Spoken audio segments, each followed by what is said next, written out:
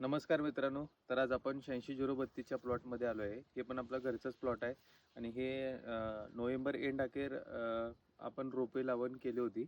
आणि मित्रांनो, ह्याच्यामध्ये काय प्रॉब्लेम झाले ते आता मी तुम्हाला दाखवते की पावसाळ्यात हे रोप अडकल्यामुळे फक्त ह्याचा जेटाकोंब वाढलेला आहे आणि फुटव्यांची संख्या कमी आहे. त्यामुळे आज आपण या प्लॉटचा जेटा काढून घेणार आहे आणि ते जेटा कसं काढायचा त्याचा पण आता आम्ही तुम्हाला डेमो दाखवतोय.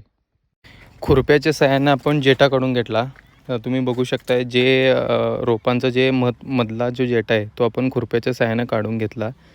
मित्रांनो, 15 दिवसाच्या आधी आपण 5 रोपांचा जेटा काढून घेतला होता. त्याचा आता तुम्ही प्रात्यक्षिक बघू शकता की किती फुटवे झाले. जेटा कोंब काढल्यानंतर आज आपण लागवडीचा डोस घेतलोय. त्यामध्ये 10-26-26 अमोनियम सल्फेट, मॅग्नेशियम सल्फेट, निंबोळी पेंट, 24-24 आणि युरियाचा वापर केलो आहे. मित्रांनो, 1 महिन्यानंतरचा याचा रिझल्ट पण आपण दाखवणार आहोत आणि अशा प्रकारे लागवड टाकून आज संध्याकाळी आपण पाणी लावणार आहोत.